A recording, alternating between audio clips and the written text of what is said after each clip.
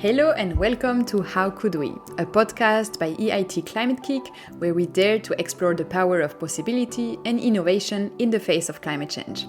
A podcast where we ask, how could we have gotten here? And how could we get ourselves out? I'm Anne-Sophie Garrigou. And I'm Stephanie Klotz, your co-host for this season. Welcome in the podcast, Stephanie. I'm really excited that you're joining us. And I'm excited to be here. This is going to be a really fun season.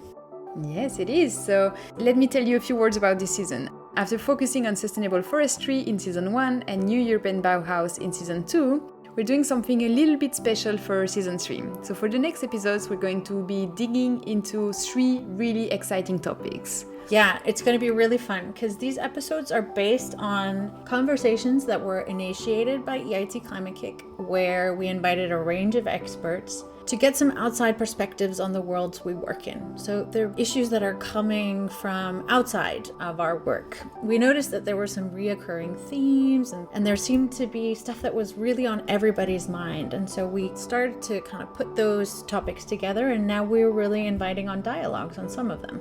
Exactly. So we're going to be talking on this first episode about climate narrative. So climate narrative being like, how could we build stories that are more inclusive, more representative of the climate movement, and stories that bring hope and energy for action. In a second episode, we'll be talking about crisis and confusion. Here we'll explore how interlinked all of these crises are and how we will transform to overcome them. And finally, in a third episode, we'll focus on radical collaboration. That is the process of co-creation and shared decision-making and why it's so important today to tackle the climate crisis. All of those themes seem to be on everyone's mind, right? From the discussion we've had with experts, and we really want to dig into them more deeply in this new season. So, Stephanie, can you talk a little bit about climate narratives, which is what we're going to be focusing on in this episode? This is a topic that is super close to my heart as a climate communicator. And it's not just me thinking about these things kind of in isolation. There's been a lot of work going on new narratives, but also in the conversations that we had that were kind of fueling these topics that we're talking about, it literally came up in every single one of the conversations. And that's super interesting because the group of people that we had were not communicators, not necessarily, and they were experts from all over the place, different fields, but the topic of narratives and future visioning came up in every single conversation. And there's this sense that climate comms has actually been failing us for multiple levels of reasons, whether it's lack of imagination for climate communicators or the incredible amount of disinformation that there's been. But there's this feeling that there's a kind of paralysis caused by this constant feeding of dystopian futures. Now the question is, what do we do to change it? How do we actually change the climate narrative? How can we talk about our future in a way that's not going to leave us in despair and paralyzed? Yeah, and I think it's something that people in the climate movement have been questioning a lot, right? It's not from those experts. How do we make sure that the communication we produce, that the stories we write are impactful and are more inspiring, encourage action rather than depress everyone?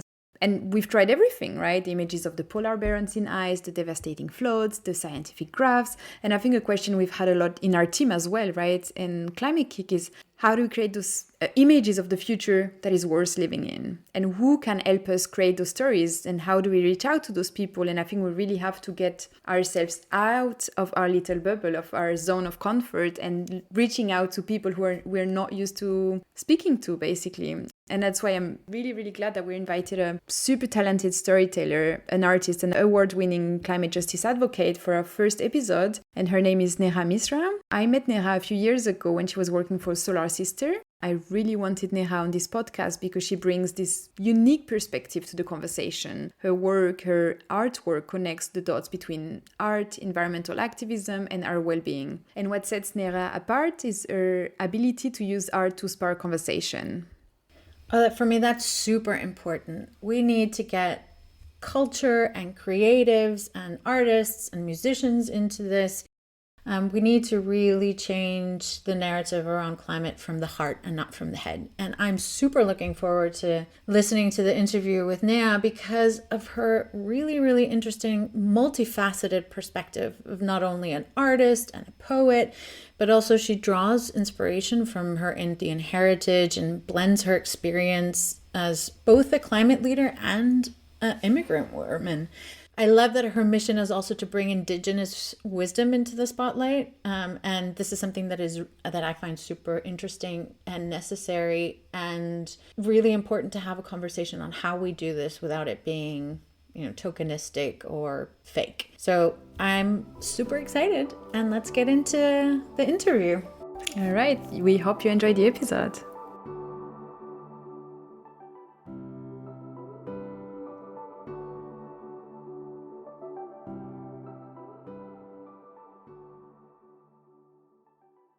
Hello, Neha. Welcome to the podcast. It's really a pleasure to have you on today. How are you? I'm good. Thank you so much for having me. It's really such a pleasure and an honor to be here. Thank you. The honor is ours. So I wanted to start with a fairly open question. More and more people in our movement, in the climate movement, realize that we need a more holistic approach, right, to the climate emergency. And the notions of intersectionality and justice are becoming more mainstream, I feel like, at least in the climate movement. So what does it mean to you? And could you expand on how your personal experiences and background inform your climate advocacy work? Thank you. And hello, everyone. My name is Neha Misra. I'm an immigrant award-winning climate justice advocate, a contemporary eco-folk artist, and a poet. My intersectional creative studio combines the transformative power of art and climate solutions to build bridges between our private, collective, and planetary healing and justice. I am a daughter of the global majority. I grew up in the vibrancy of New Delhi in India with a deep sense of reverence and responsibility for our relationship with Mother Earth that I consider my intergenerational inheritance. And my mother, who's a doctor, and my grandmother, my nanny, who was an educator, were the first environmentalists I knew, even though they never called themselves quote unquote environmentalists. So I started my formative work in the Sundarban Islands, which is one of the world's largest mangrove forest system, also one of the world's climate hotspots. And this was an early part of my career where I met these women solar installers and entrepreneurs who this had such a profound impact on me, what clean energy can do when we combine woman power with solar power. So the women of Sundarbans in India became my inspiration for 2 decades of grassroots community solar work across Asia, Africa, and North America. So I'm a first generation immigrant who calls solar powered community on the edge of Washington, D.C. in North America, my adopted home. And I also serve as global ambassador for a wonderful nonprofit co-founded by women solar installers called Remote Energy. So I feel all these global experiences, transcontinental, transatlantic experiences are integral to who I am and my climate leadership.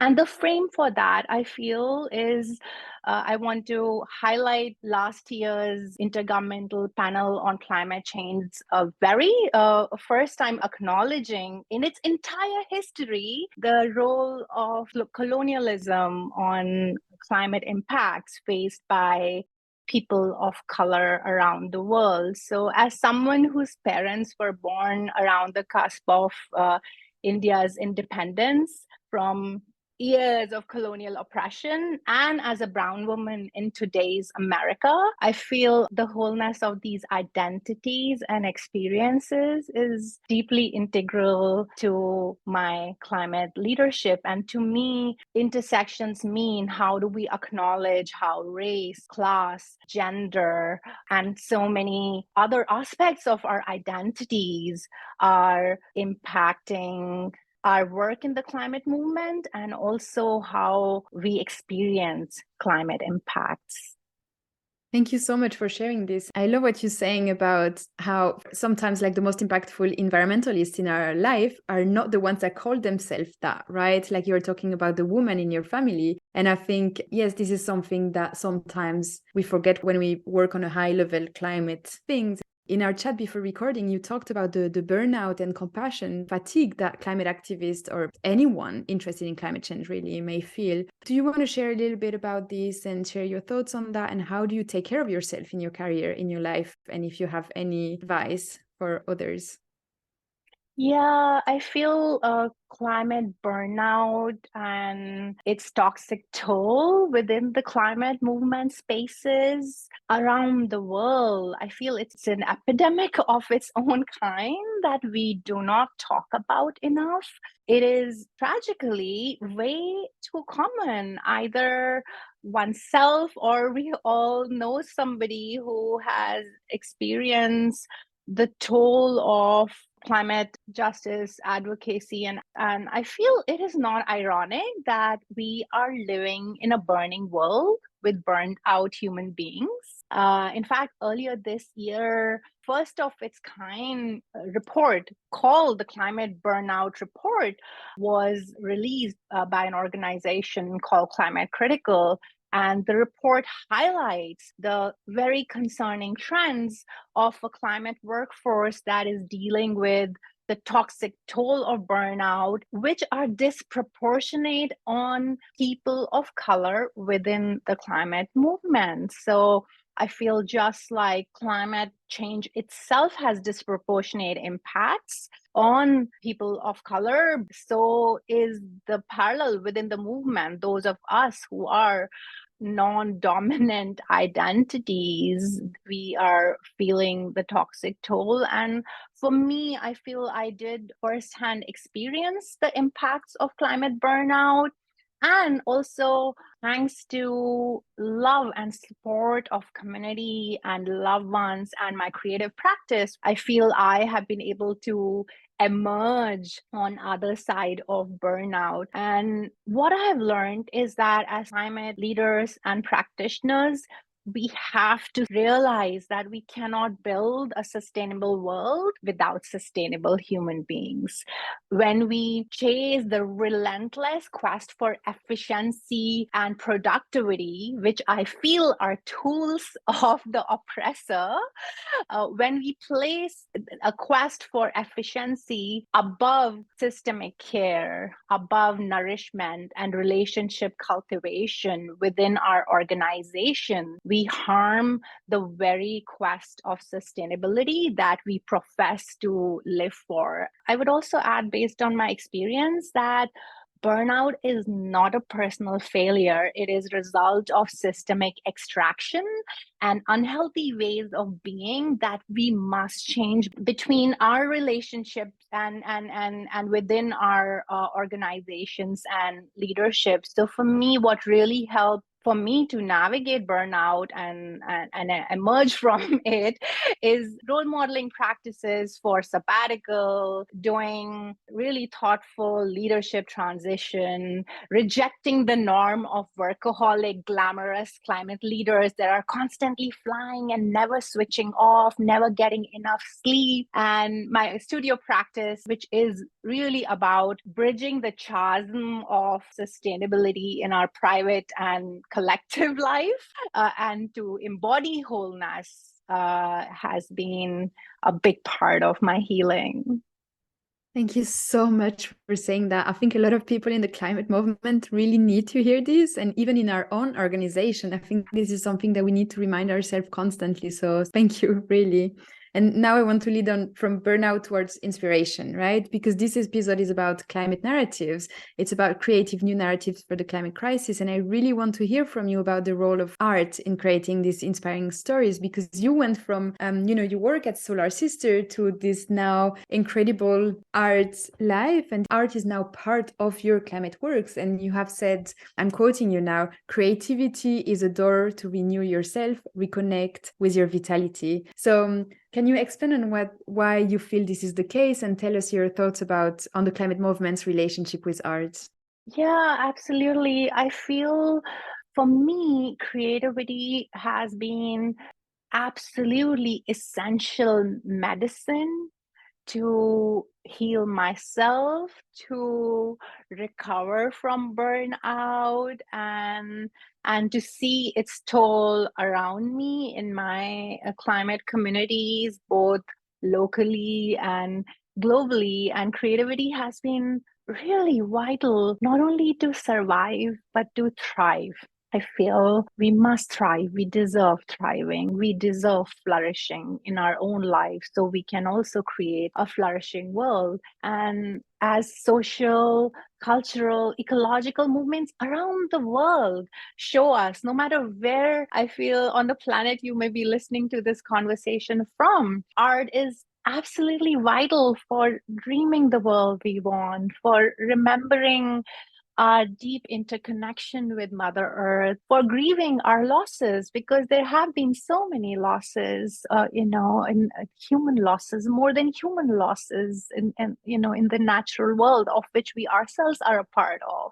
Art is also essential for resisting continued greenwashing of climate apathy around the world. And I feel also not just apathy, but climate solution suppression by fossil fuel interest around the world. Art is essential for healing our interconnected web of life. And so many of us spend so much time in resistance, which we need because there are these massive interests that keep digging our burning planet a bigger hole. We must fight and resist, but we must not stop at resistance. We must remember, we must also dream. We have the right to dream. What is the world we want to create? What does the just, inspiring vision of a climate just future look like, where we can all have a shared flourishing instead of a tiny percentage of men, particularly white men? And I feel forces of patriarchy around the world continue to dominate and extract and harm. So we refuse that. And I feel art is absolutely essential. It's not a cute little thing, in the corner of my house. Art is prayer. Art is revolution. Art is medicine. Art is balm. And we need all of this in our world right now.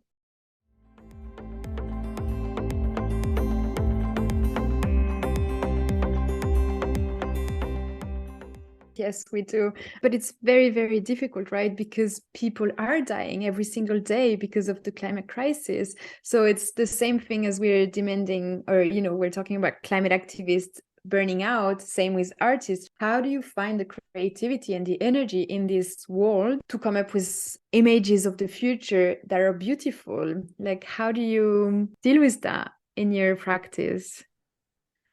Yeah, I feel that's a beautiful question and an essential question also, because we know the why. How?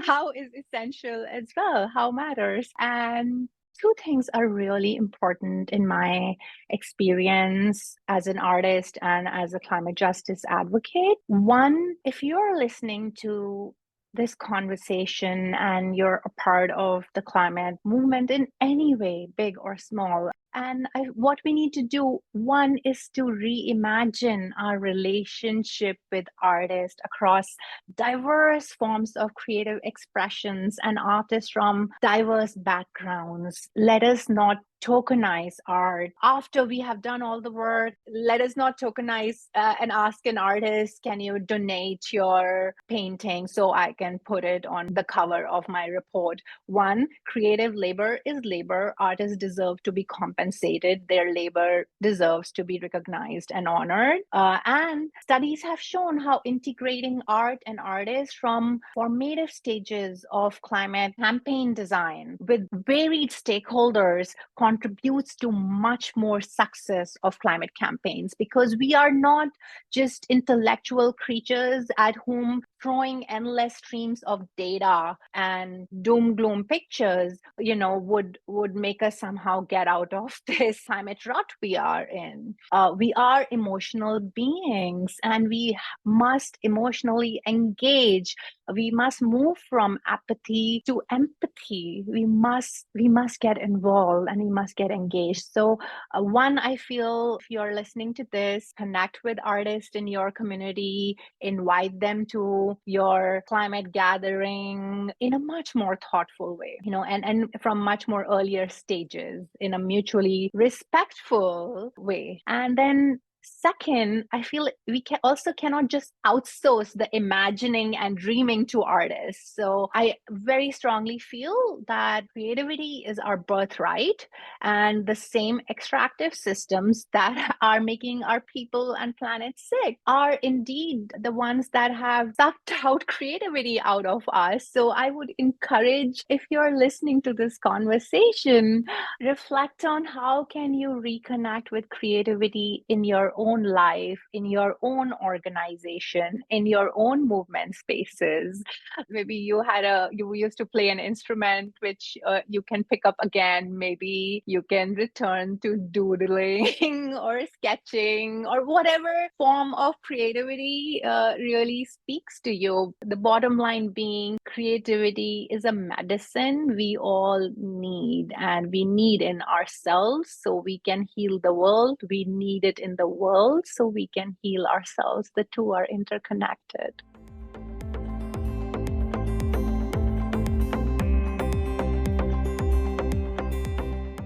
My next question was around, how do you think can artists support scientists, activists, and policymakers in creating better narratives for the future? But I think you already touched on that. They're basically bringing emotions, right? They're bringing the things that all of us, like, or the scientists and the policymakers, they're not bringing, right? Do you have anything to add, or?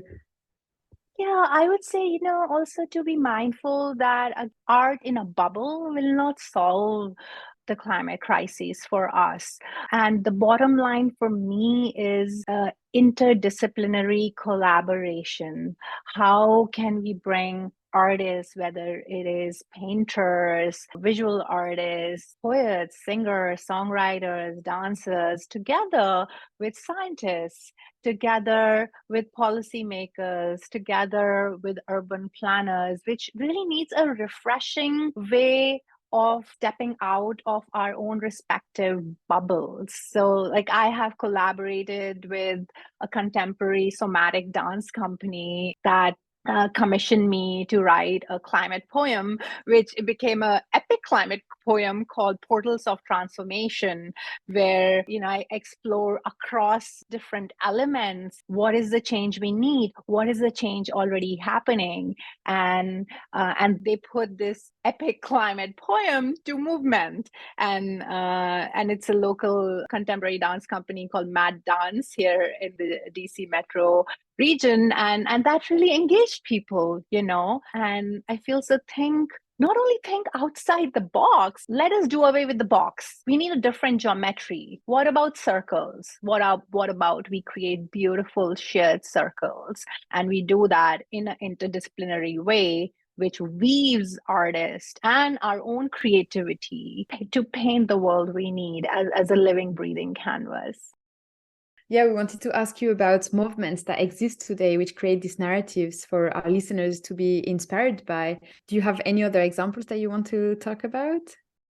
Yeah, so many. And this is what, really gives me hope, I feel, because there are so many incredible, inspiring people and communities that are being part of regenerative solutions around the world. And I would say for my own studio practice, which is very interdisciplinary and at intersection of climate justice advocacy and contemporary eco-folk art and poetry, I collaborate with some very distinct kind of movement spaces and beings. One I would say is an organization called Design Science Studio, and It's a creative incubator. It's an organism. It's a community of practice of artists who are committed to regenerative future building. So it's at the intersection of artivism, innovation, design, and how can we build new narratives and practices for regenerative future.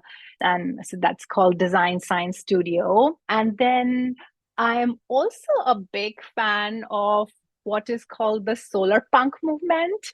And, it has roots in speculative fiction and sci-fi, and it flips apocalyptic doom gloom genre of writing, which has its own place and fans.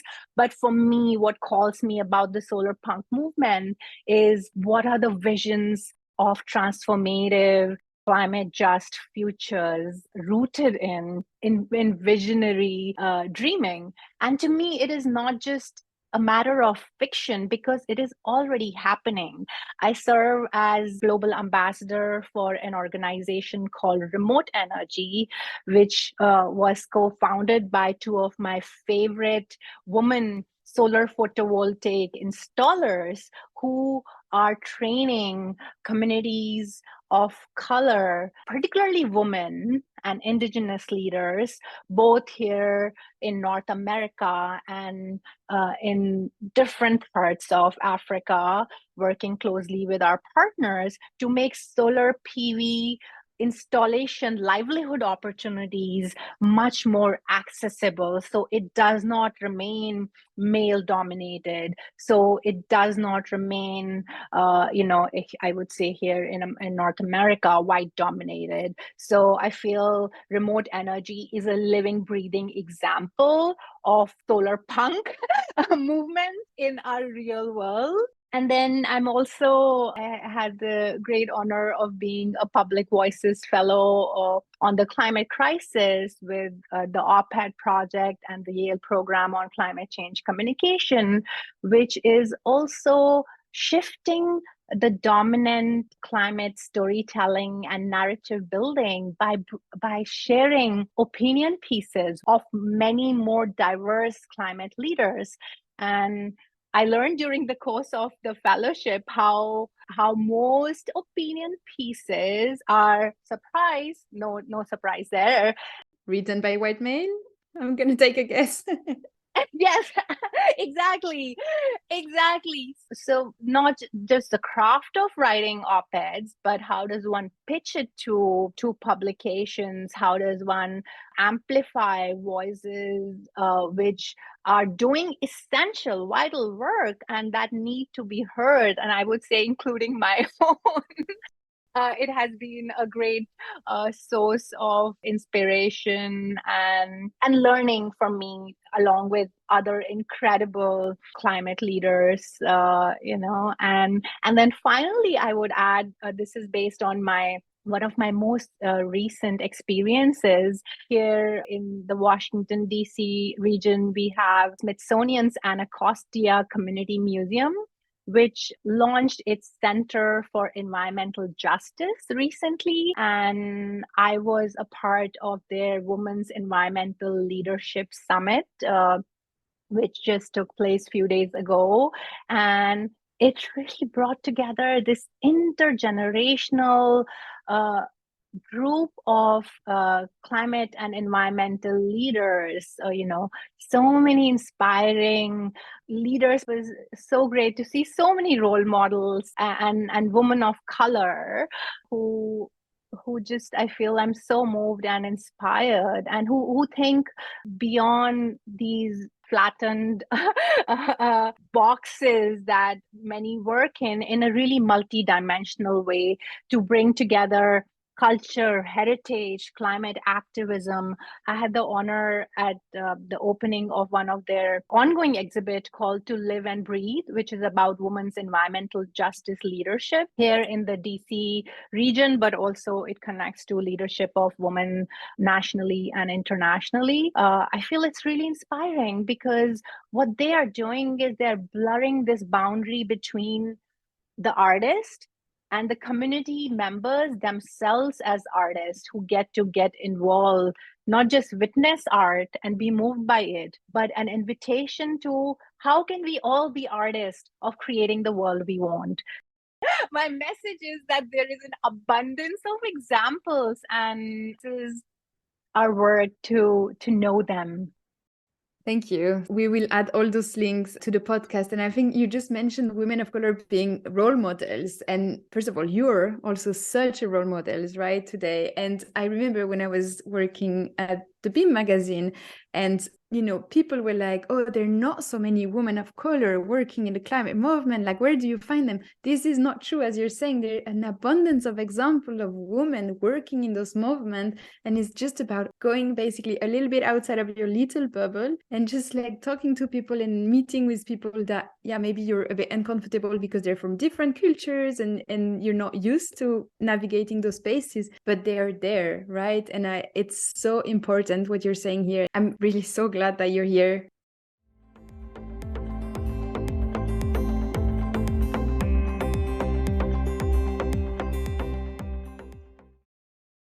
So now we're going to go to the next part of the podcast. As you know, we're recording in the summer of 2023. It's been the hottest ever recorded. We still see that climate communications is full of deliberate disinformation campaigns, right? And this problem is not just exclusive to the West. So, like, how do you think we can flip the narrative with art or other, ways of communication to create images of a future that is full of opportunities? And how does this link to climate justice and decolonization? Thank you. That's such an important question. And I know our body is made of water. We live in an ocean of stories. The question is if we will drown in the story of apathy, fear, inertia, or if we will rise through alive stories of solidarity, hope, and agency, for which each of us needs to remember what we have forgotten in a dismembered world and reclaim our creativity to reimagine and imagine the stories of the world we want. And I feel two things are really essential. One, amplifying stories of solution makers amongst us. There are incredible people in our communities, however we define our communities locally, regionally, internationally. So we must connect with those stories. We must amplify those stories. We must highlight, we must support those who are seeding really transformative climate solutions in ways big and small. And then two, I would say be a part of the solution. We have to be very mindful to not give in to freeze or flight response that this is way too big and let us just dance to the end of the world. Which if that's the case, let us dance and let us organize. We must organize, we must vote, we must speak with our vote, we must speak with our civic duty, and if needed, also speak with civic disobedience, which again, I feel going back to the thread of colonial oppression, civic disobedience played a big role, I would say, in my own lineage in India's independence movement. And we are dealing with a global climate emergency. As we are speaking right now, only the UN General Assembly is gathering and thousands of people across generations have been marching in New York to stop the fossil fuel expansion. And so we must hold our elected leaders accountable. We must, and we must, where needed, join forces with others. I feel that is really, really essential. So I would say amplify and be a part of solutions. Thank you. I wanted to make a pause to let that sink.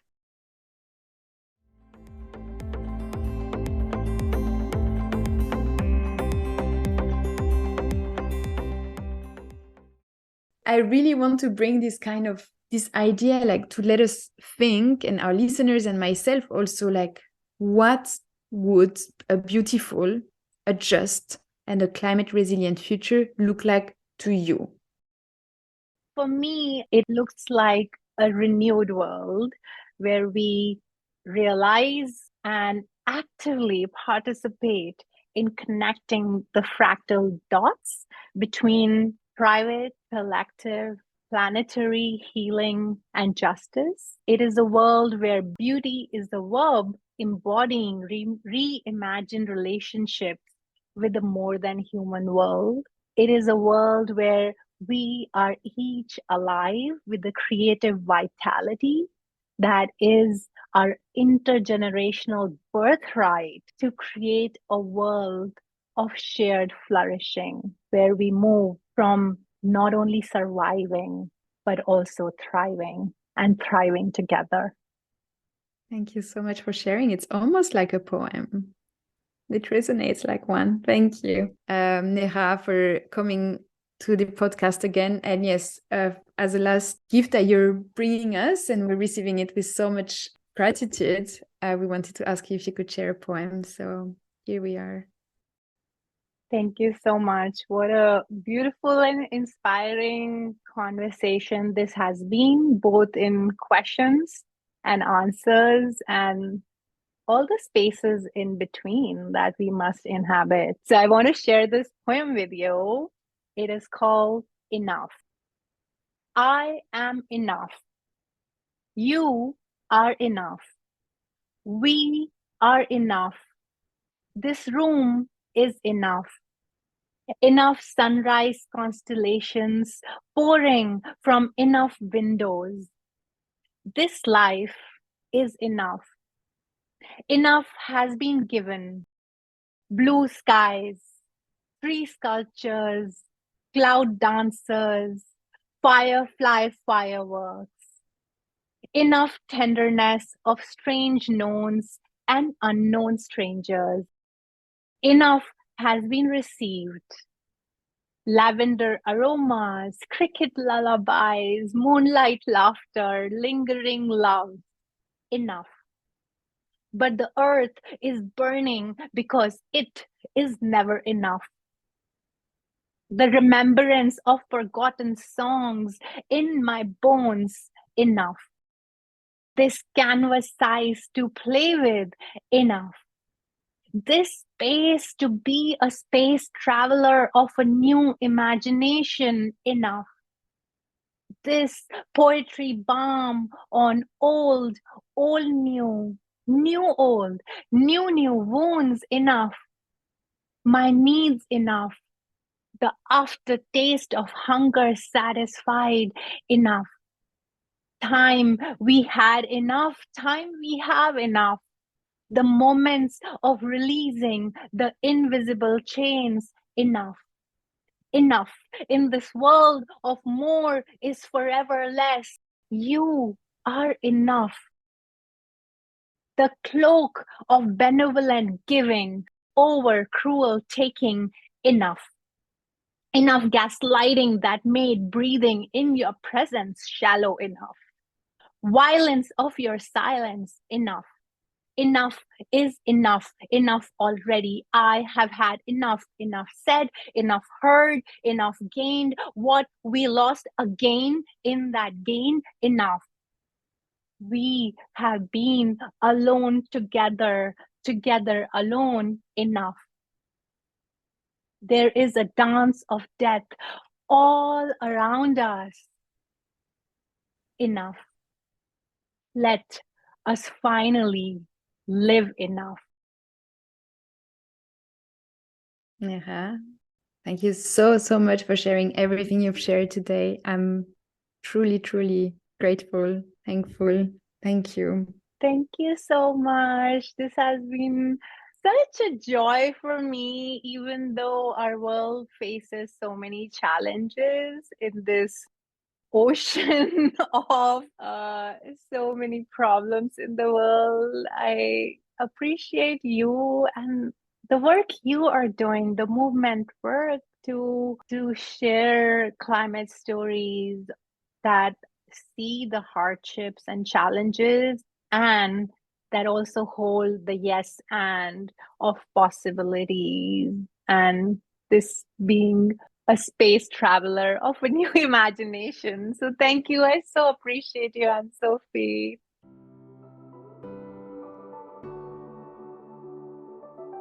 Welcome back, Stephanie. So, what did you think of this conversation with Neha? What came to mind when you listened to the interview? What an amazing interview. Such an eloquent speaker. She speaks in poetry. I loved it. One thing that came up for me a lot in listening to her interview was something that I've been thinking about a lot, and that is the intersection between both personal transformation and the collective. She describes at the beginning, people being burned out on a burned out planet, and art has really helped to heal her. And there was a lot in there and in her words about personal transformation and really kind of how healing needs to happen on a personal level. But then also this idea of also using arts for collective transformation and collaboration between artists and scientists. And so there is so much in there in that intersection and that sweet spot between personal and collective, which I really, really appreciated. Very much kind of hit the mark for me. What an amazing poem also at the end. I loved it. I loved her interview. I agree. The poem was really, really beautiful. I was really moved by this conversation. But yeah, thank you so much everyone for listening. And thank you again, Neha, for the fascinating conversation. As you heard from the beginning, we're talking about different themes until the end of the year. So visit EIT Climate Geek social media to hear from more actors. And if you're interested to join the conversation yourself, please join our monthly open dialogues to share your own experiences and listen from experts. And yeah, so Stephanie will be back in a couple of weeks to talk about crisis and confusion. And then a few weeks later about radical collaboration. So we're very much looking forward to that. And in the meantime, please everyone share this conversation and the beautiful poem on your social media. Give us 5 stars. This episode was produced by Barbara Mendez George. See you next time.